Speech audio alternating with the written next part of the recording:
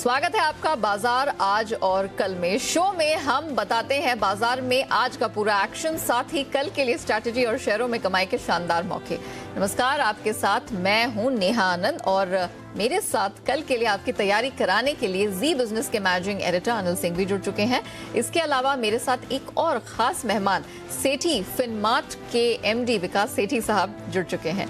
साथ ही मेरी पूरी रिसर्च टीम मेरा साथ देने वाली है। बाजार का हाल जानेंगे आशीष से, मुंबई प्रॉपर्टी मार्केट में आई रिकवरी पर भी हम उनसे रिपोर्ट लेंगे, टीवी विज्ञापन पर बार्क की रिपोर्ट पर और गोदरेज कंज्यूमर पर बात होगी कुशल गुप्ता से।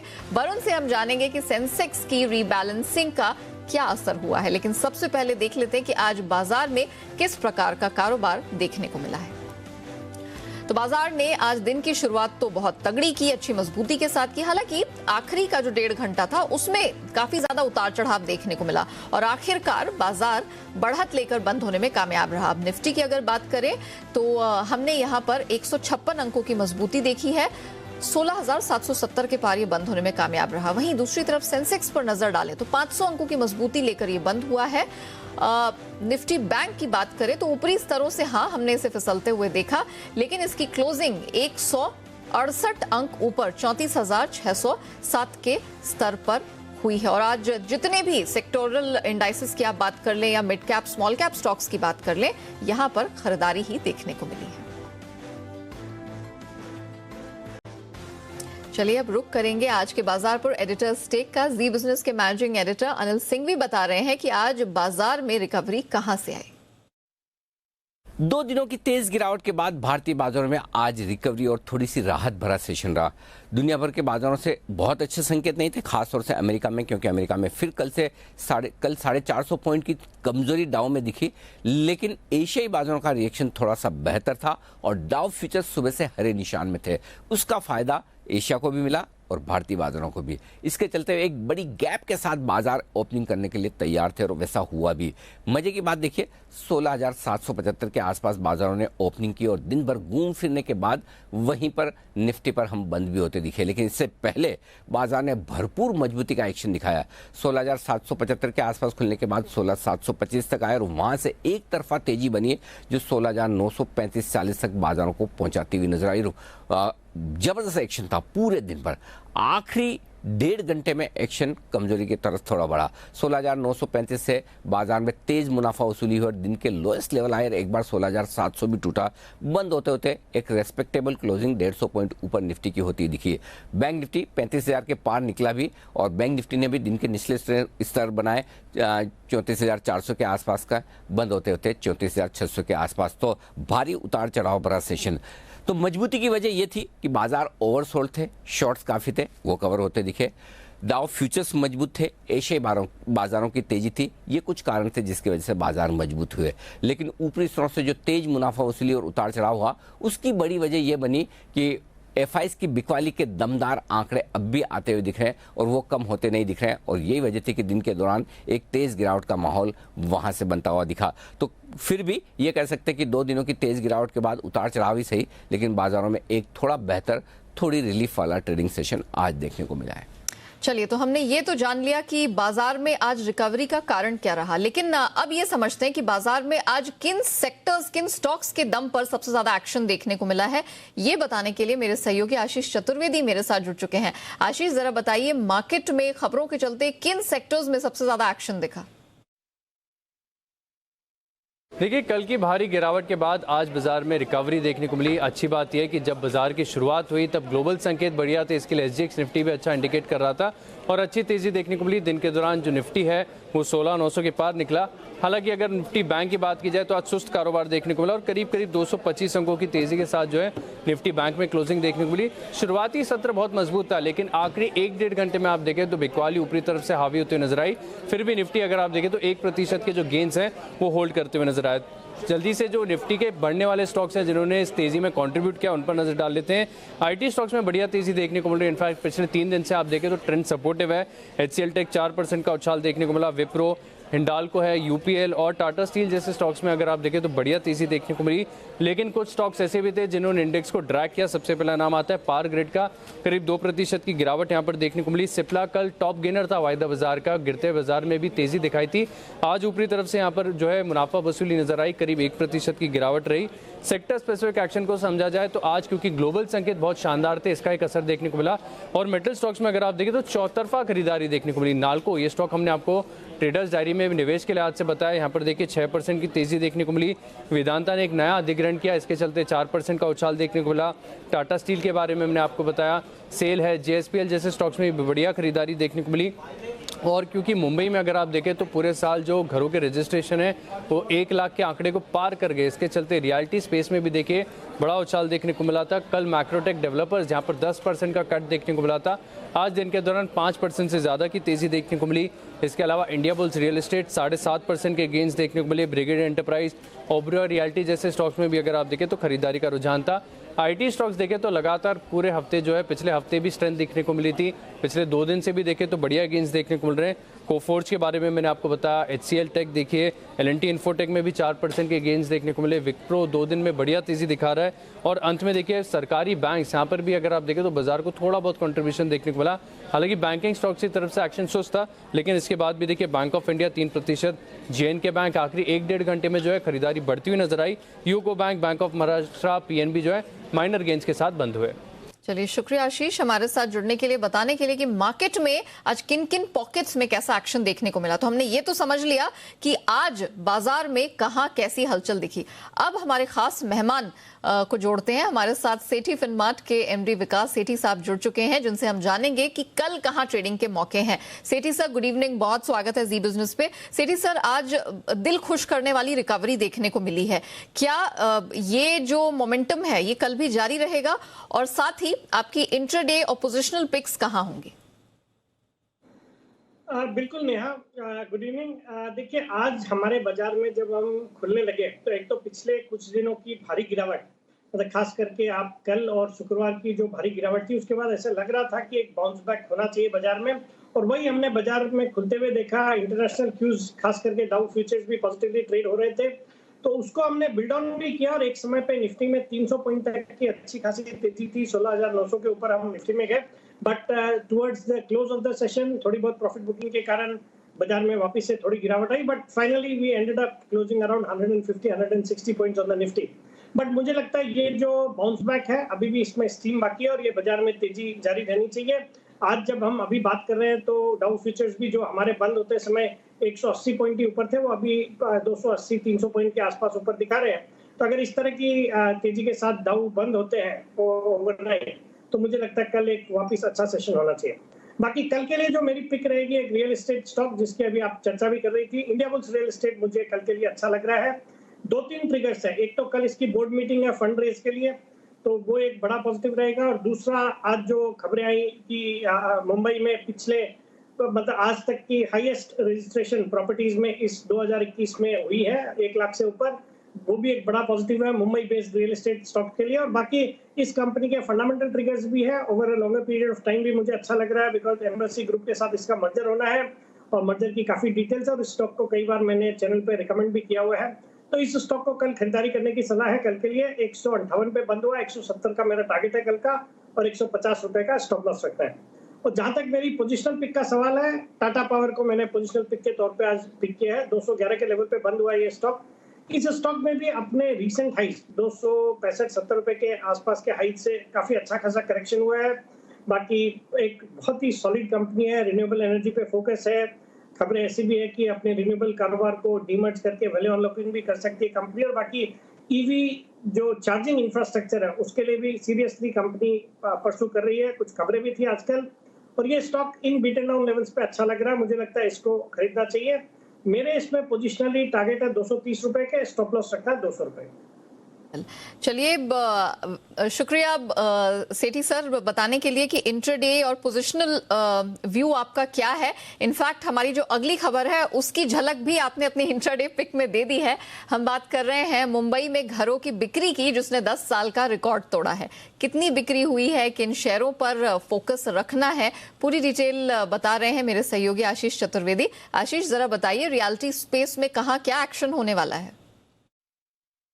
देखिए, मुंबई के रियल एस्टेट बाजार ने जो है पिछले 10 साल का रिकॉर्ड तोड़ा है। एक साल में देखिए, यानी पिछले एक साल में 1 लाख से ज़्यादा घरों के रजिस्ट्रेशन यहाँ पर देखने को मिले। और इसके पीछे का बड़ा कारण आप देखें कि अब तक के लोएस्ट लेवल पर हैं। ब्याज दरें आपको देखने को मिल रही है। होम लोन इससे पहले कभी भी इतना सस्ता नहीं था, तो जो नए खरीदार हैं वो इसका पूरा फ़ायदा उठा रहे हैं। और देखिए, बिक्री रिकॉर्ड स्तर पर देखने को मिल रही है। और इनफैक्ट अगर आप देखें तो जनवरी से लेकर अब तक लगातार हर ट्रेंड जो है हर महीने काफ़ी स्ट्रॉन्ग देखने को मिल रहा है। देखिए, रियल एस्टेट कंपनीज हों, बिल्डर्स हों, कंज्यूमर्स हों, इससे तो इसका फ़ायदा देखने को मिल रहा है। लेकिन इसके साथ देखिए सरकार को भी बड़ा फ़ायदा हो रहा है, क्योंकि पिछले 2 महीने में आप देखें तो स्टैम्प ड्यूटी कलेक्शन 970 करोड़ के पार चला गया। और रजिस्ट्रेशन फीस के मुकाबले अगर आप देखें तो 5350 करोड़ की जो आय है वो राज्य को देखने को मिल रही है। और जैसा कि मैं आपको बता रहा था कि ट्रेंड ओवरऑल मजबूत है। पूरे साल में देखें तो बिक्री काफ़ी बढ़िया देखने को मिल रही है। जनवरी में देखें तो करीब 10,412 यूनिट्स के रजिस्ट्रेशन देखने को मिले थे। फेब में भी आंकड़ा देखें तो सिमिलर देखने को मिला था। और मार्च में देखें तो रिकॉर्ड 17,500 से ज़्यादा रजिस्ट्रेशन देखने को मिले। मई में थोड़ी सी सुस्ती देखने को मिली। इसके अलावा अगर आप देखें तो जून, जुलाई, अगस्त, सितंबर और पिछला महीना नवंबर में भी देखें तो 7,500 जो यूनिट्स हैं इनके रजिस्ट्रेशन देखने को मिले। इस खबर के चलते कुछ स्टॉक्स को आपको अपने रडार पर रखने चाहिए। वो रियल एस्टेट कंपनी जिनका अधिकतर कारोबार जो है मुंबई और इसके आसपास वाले इलाकों पर केंद्रित है। मैक्रोटेक डेवलपर्स, यहाँ पर देखें आज 5% की तेज़ी भी देखने को मिली। गोदरेज प्रॉपर्टीज़ का भी देखें तो काफ़ी ज़्यादा कॉन्सेंट्रेशन मुंबई के मार्केट्स पर है। ओबरॉय रियल्टी है, कोल्टे पाटिल जैसे स्टॉक्स को आपको अपने रडार पर रखना चाहिए। चलिए आशीष, शुक्रिया आपका उस पूरी डिटेल को दर्शकों के सामने रखने के लिए। आगे बढ़ते हैं। टेलीविजन पर चलने वाले विज्ञापन में जोरदार उछाल दिखा है। नवंबर में ये कोरोना काल के पूर्व के स्तर पर चला गया है। पूरी डिटेल लेकर मेरे सहयोगी कुशल जुड़ चुके हैं। Kushal, good evening, over to you. जी, तो नवंबर में टीवी विज्ञापन वॉल्यूम में दमदार उछाल हमें देखने को मिला। और ये मैं नहीं, बार्क इंडिया कह रहा है। आप देखिए यहाँ पर BRC इंडिया ने ये कहा है कि जो नवंबर में जिस तरह की टीवी विज्ञापन वॉल्यूम आते हुए दिखे हैं वो प्री पेंडेमिक स्तरों से करीब 13% ऊपर होते हुए दिख रहे हैं। इनफैक्ट यहाँ पर अगर आप नवंबर 2019 से कंपेयर करेंगे तो ये जो आंकड़ा है करीबन 31% की ग्रोथ दिखाता हुआ नजर आ रहा है। नवंबर में 2021 के सबसे ज़्यादा जो है आपको एडवर्टाइज़र और ब्रांड्स आते हुए दिखे हैं, जहां पर स्पेसिफिकली मैं आपको बात करूं तो यहां पर एडवर्टाइज़र्स और ब्रांड्स पर्टिकुलरली नवंबर 2020 के मुकाबले 13 से 14% का उछाल इनकी संख्या में होता हुआ दिखा है। इनफैक्ट नवंबर में 556 जो एडवर्टाइज़र्स थे उसमें से 19% हिस्सा नए एडवर्टाइज़र्स का था। यानी कि जो नए एडवर्टाइज़र्स हैं उनका क्लियर कट रुझान जो है अभी भी टीवी पर लगातार बना हुआ है। और इसी वजह से टीवी एड वॉल्यूम्स में इतनी अच्छी ग्रोथ हमें देखने को मिली है। इनफैक्ट कैटेगरी वाइज अगर आप देखेंगे तो नवंबर 2019 के मुकाबले BFSI कैटेगरी में ऑलमोस्ट 62% की ग्रोथ हमें इनके इस कैटेगरी के एड वॉल्यूम्स में होती हुई दिखी है। इनफैक्ट मैं आपको नवंबर 2019 के मुकाबले ऑटो, टेक्सटाइल और रिटेल की बात करूं तो यहाँ पर इस वर्टिकल्स में 2 गुना से ज़्यादा की बढ़त होती हुई नजर आई है। तो डेफिनेटली कैटेगरी वाइज जाएंगे या फिर एडवर्टाइजर्स या ब्रांड वाइज, नवंबर महीना टीवी एड वॉल्यूम के लिए काफी दमदार रहा है। चलिए कुशल, आपने बार्क इंडिया की रिपोर्ट तो सामने रख दी, लेकिन आज गोदरेज कंज्यूमर में भी हमने काफी एक्शन देखा। ये स्टॉक ऊपर भी हमने बंद होता हुआ देखा है।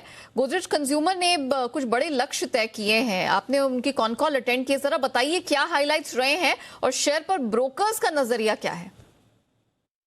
जी, तो गोदरेज कंज्यूमर प्रोडक्ट्स आप देखिए यहाँ पर बाजार की वॉलेटिलिटी के अलग आप देखिए यहाँ पर क्या दमदार तेज़ी आज के सत्र में बनती हुई नजर आई। करीब 5-5.5% के गेंस जो है यहाँ पर इस स्टॉक ने दिखाए थे। इनफैक्ट यहाँ पर इसकी सबसे बड़ी वजह बनी कल हुई कॉन कॉल। आप देखिए कॉन कॉल में जो इनके हेड है उन्होंने क्लियरली काफ़ी सारे 4-5 पॉइंट स्पेसिफिकली पॉइंट आउट किए थे, जिसमें सबसे अहम चीज़ ये थी कि मीडियम टर्म में वो एक्सपेक्ट करके चल रहे हैं कि डबल डिजिट वॉल्यूम ग्रोथ जो है वो होती हुई नजर आ सकती है। यही नहीं, आप देखिए यहाँ पर कंपनी की मार्जिन्स को लेकर भी उन्होंने ये चीज़ कही है कि अगले 3 से 5 सालों में 1.5 से 2% की बढ़त जो है मार्जिन्स पर भी होती हुई नजर आ सकती है। इनफैक्ट उन्होंने इसका रीज़न भी साइड किया, जहां पर ये कह रहे थे कि जो फिक्स्ड ओवरहेड है और साथ ही जो कंपनी डिस्काउंट्स दे रही है काफ़ी सारे प्रोडक्ट्स पर, उसमें कमी करने से कंपनी की जो मार्जिन्स है वो बढ़ती हुई नजर आएगी। इनफैक्ट अगर आप देखें तो यहाँ पर ये जो सेविंग्स होगी मार्जिन्स में इनफैक्ट बढ़त के साथ, वो कहीं ना कहीं निवेश में होती हुई दिखेगी, जिसमें डिजिटल ऑटोमेशन और मीडिया स्पेंड्स में यहाँ पर इन्वेस्टमेंट्स होती हुई दिखेगी। इनफैक्ट यहाँ पर जो ग्लोबल स्तरों पर कंपनी कोलैबोरेशन करने की योजना बना रही है वो भी जो है कंपनी के हित में आता हुआ दिखेगा आगे आने वाले समय में, और जो प्रोसेस सिंप्लीफिकेशन है वो भी कंपनी का एक बड़ा फोकस एरिया जो है आगे आने वाले समय में हो सकता है। तो ये जितनी भी पॉइंट्स मैं आपको बता रहा हूँ अभी, इसके बाद जो ब्रोकरेज हाउसेज हैं उन्होंने भी काफ़ी पॉजिटिव जो है यहाँ पर अपने लक्ष्य सुझाए हैं, जिसमें जेफरीज सबसे पहले आप देखिए यहाँ पर खरीदारी की राय के साथ उन्होंने 1190 रुपये के टारगेट देते हुए दिख रहे हैं। तो मौजूदा भाव से भी सिग्निफिकेंट अपसाइड की एक्सपेक्टेशंस है, साथ ही यूबीएस भी सपोर्टिव है और 1175 के टारगेट्स वो भी दे रहे हैं। तो नियरली सिमिलर लेवल्स पे दोनों ब्रोकरेज से इस तरह के टारगेट्स निकल कर आ रहे हैं आफ्टर द कॉन कॉल। तो डेफिनेटली ये कॉन कॉल जो है गोदरेज कंज्यूमर का आज सबसे बड़ा एक्शन का कारण बनता हुआ नजर आया। चलिए कुशल, बहुत शुक्रिया आपका इन दोनों खबरों की डिटेल दर्शकों के सामने रखने के लिए। आगे बढ़ते हैं। सेंसेक्स में बदलाव का शेयरों पर क्या असर होता है, जी बिजनेस की एक्सक्लूसिव रिसर्च लेकर मेरे सहयोगी वरुण दुबे जुड़ चुके हैं। वरुण, हम अक्सर सेंसेक्स रीबैलेंसिंग के बारे में सुनते हैं, होता क्या है और असर कैसा पड़ता है बाजार पे, स्टॉक्स पे, ये जरा बताइए। देखिए, सेंसेक्स 30 में साल में 2 बार बदलाव होते हैं, एक जून के आसपास, एक दिसंबर के आसपास, और इन बदलाव के चलते काफ़ी सारे स्टॉक्स जो है उनको एंट्री मिलती है, किसी को एग्जिट किया जाता है। और पिछले 10 ऐसे ही एंट्री एग्जिट्स को हमने स्टडी किया है और उस बेसिस पे स्टॉक्स में एंट्री या एग्जिट के 1 हफ्ते बाद और 1 महीने बाद किस तरह का ट्रेंड देखने मिलता है, इसको हमने एनालाइज किया है। और हमारे एनालिसिस के मुताबिक जो स्टॉक्स को सेंसेक्स 30 का हिस्सा बनाया जाता है, हिस्सा बनने के 1 हफ्ते बाद तक इन स्टॉक्स में थोड़ा बहुत दबाव रहता है। 9 में से अगर आप देखेंगे तो करीब 6 केस ऐसे हैं जहां पे सेंसेक्स 30 का हिस्सा बनने के बाद इन स्टॉक्स में गिरावट आई। महज टाटा स्टील, डॉक्टर रेड्डीज और बजाज फिंसर्व अगर आप देखेंगे तो इनमें तेज़ी थी, बाकी स्टॉक्स में अगले हफ्ते गिरावट देखने मिली थी। लेकिन जिन स्टॉक्स को बाहर निकाला गया उनमें अगर आप देखेंगे तो ज़्यादातर स्टॉक्स में निकलने के बाद अच्छी खासी तेज़ी आई है। लेकिन अगर आप निवेश करना चाहते हैं तो आपको दरअसल 1 महीने के कहीं ना कहीं निवेश करना होगा। क्यों? क्योंकि ज़्यादातर स्टॉक्स में ये देखने मिला है कि इंक्लूजन या एक्सक्लूजन के 1 महीने बाद इन स्टॉक्स में अच्छा रिटर्न होता है। और खासकर जब इन स्टॉक्स को सेंसेक्स 30 के बाहर निकाला जाता है, जिन स्टॉक को सेंसेक्स 30 से बाहर निकाला गया है उसमें निकलने के 1 महीने बाद काफ़ी बेहतर रिटर्न देखने मिला। और खासकर निफ्टी को भी इन्होंने आउट परफॉर्म किया है। औसतम अगर आप देखेंगे तो पिछले 10 एक्सक्लूजन जो हुए हैं, 10 में से 7 स्टॉक्स ऐसे थे जिन्होंने पॉजिटिव रिटर्न दिया है। जिन्होंने नेगेटिव दिया है उसमें ओएनजीसी, येस बैंक, उसके तो अपने ही रीज़न थे, और कोल इंडिया है। लेकिन इसके अलावा अगर आप देखेंगे तो ज़्यादातर स्टॉक्स में अच्छे खासे रिटर्न दिए और हीरो मोटो तो 18% के आसपास का रिटर्न दिए हैं। औसतम रिटर्न अगर आप निकाले जाएंगे तो ये निकल के आता है करीब 8 से 9% के आसपास। यानी कि बजाज ऑटो, जिसको फिलहाल सेंसेक्स 30 से बाहर निकाला गया है, अगर 5 ट्रेंड्स को अगर मानेंगे तो अगले 1 महीने में करीब 8 से 9% के आसपास की तेज़ी जो है वो आपको बजाज ऑटो में देखने मिल सकती है। चलिए वरुण, बहुत शुक्रिया आपका सेंसेक्स रीबैलेंसिंग का जो पूरा असर है, जो उसका पूरा गणित है, वो दर्शकों को समझाने के लिए। देखते हैं कि जी बिजनेस के मैनेजिंग एडिटर अनिल सिंघवी क्या स्ट्रैटेजी बनाने की आपको सलाह दे रहे हैं। कल सुबह जब भारतीय बाजार ट्रेडिंग के लिए लौटेंगे तो 2 बड़े ट्रिगर्स होंगे। पहला अंतर्राष्ट्रीय बाजारों के संकेत और दूसरा हमारे अपनी एफआईज की बिकवाली या खरीदारी के आंकड़े। ग्लोबल मार्केट्स हमारे बाजारों के बंद होने के वक्त डाउ फ्यूचर्स पौने 200 पॉइंट ऊपर थे। तो देखते हैं आज रात अमेरिका में किस तरह का सेशन होता है, कल सुबह डाउ फ्यूचर्स क्या कुछ दिखाते हैं, एशिया का रिएक्शन। ये आपको बाहर का मूड माहौल समझने में मदद करेगा। लेकिन हमारे अपने ट्रिगर्स लगातार एफआईज की बिकवाली की वजह से थोड़े परेशान करने वाले हैं। आज के सेशन में अगर थोड़े एफआईज की बिकवाली के आंकड़े छोटे हों या हल्की फुल्की शॉर्ट कवरिंग या खरीदारी के, तो वो मूड सुधारने में मदद ज़रूर कर सकते हैं। इन दोनों ट्रिगर्स के बीच में जो अब कल निफ्टी पर सपोर्ट रहेगा वो रहेगा 16,600 से लेकर 16,675 के आसपास, और ऊपरी स्तरों पर एक बार 16,825 को पार करने के बाद 16,900-925 तक जाने की तैयारी निफ्टी की हो सकती है।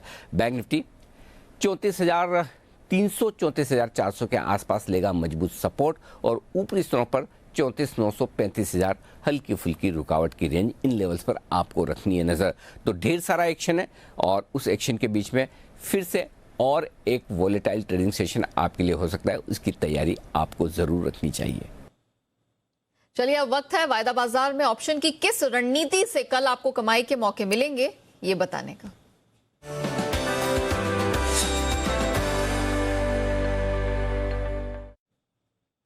तो आज ऑप्शन की स्ट्रैटेजी बताने के लिए हमारे साथ एक्सिस सिक्योरिटीज के राजेश पालविया जी जुड़ चुके हैं। राजेश जी गुड इवनिंग, बहुत स्वागत है।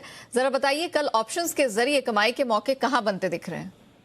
Good evening Neha ji. देखिए आज मार्केट में जो रिकवरी बनी, हमें लगता है ये रिकवरी कल भी एक्सटेंड होते हुए दिख सकती है, क्योंकि जिस तरीके से पुट राइटर्स ने आज अपनी पोजीशन हायर स्ट्राइक्स पे बनाई और कॉल राइटर्स अपनी पोजीशन अनवाइंड करते हुए दिखे, तो हमें लगता है कल भी एक्सटेंड होते हुए दिखेगा ये पुल बैक का ट्रेड। तो 16,800 की स्ट्राइक का कॉल ऑप्शन बाय करने की सलाह देंगे, जो कि आज क्लोज हुआ है करीब 100 रुपए के आसपास। इसमें 75 रुपीज का स्टॉप लॉस रखे और 140 से 150 तक के टारगेट इस ऑप्शन में आते हुए दिख सकते हैं। तो तेजी का ही ट्रेड हम यहाँ पे सजेस्ट करेंगे 16,800 की स्ट्राइक का कॉल ऑप्शन बाय करके। स्टॉक स्पेसिफिक बात करें तो हमें लगता है आईटी सेक्टर और भी यहाँ से मजबूती दिखाता हुआ दिख सकता है। यहाँ पे हम HCL टेक फ्यूचर पे बाय करने की सलाह देंगे। कल के सेशन में 1210 के आसपास क्लोज हुआ है, 1190 के स्टॉप लॉस रखें और 1245 1255 तक के अपसाइड के टारगेट इसमें भी देखने को मिल सकते हैं। तो निफ्टी में तेजी करना है 16,800 का कॉल बाय करके और HCL टेक फ्यूचर पे भी बाय का ट्रेड हम यहाँ सजेस्ट करेंगे। वेरी वेल राजेश जी, बहुत शुक्रिया आपका हमारे साथ जुड़ने के लिए, बताने के लिए कि कल ऑप्शंस के माध्यम से किस तरह की कमाई हमें देखने को मिल सकती है। चलिए सेठी साहब हमारे साथ बने हुए। सेठी सर अब जरा बताइए कि लंबी अवधि के लिहाज से कौन सा स्टॉक आपको सबसे बेहतरीन पिक लग रहा है? बिल्कुल नेहा, जो लॉन्ग टर्म के लिहाज से मुझे स्टॉक पसंद है उसका नाम है सोना BLW, जो सोना कॉम्स के नाम से ट्रेड होता है NSE में। आज 710 के लेवल पे बंद हुआ। एक EV focused auto component company है, बहुत ही मार्की क्लाइंट लिस्ट है, इवन टेस्ला को भी ये कंपनी कैटर करती है और सॉलिड फंडामेंटल्स है। मार्जिन से इनके around 28%, which is the best in the industry, और एक जबरदस्त 14-15 हजार करोड़ की ऑर्डर बुक है। मुझे लगता है इस स्टॉक को यहाँ पे खरीदना चाहिए। मेरा इसमें 9 से 12 महीने का टारगेट है 900 रुपए का। चलिए सेठी सर, बहुत शुक्रिया आपका आज हमारे साथ जुड़ने के लिए और कल के बाजार की तैयारी आज हमारे दर्शकों के लिए करवाने के लिए। Thank you so much. तो इसी के साथ बाजार आज और कल में इतना ही। आप सभी का बहुत शुक्रिया हमारे साथ जुड़ने के लिए। कल फिर हम आपके साथ जुड़ेंगे और बताएंगे कमाई के ढेरों मौके। आप बने रहिए, देखते रहिए जी बिजनेस। नमस्कार।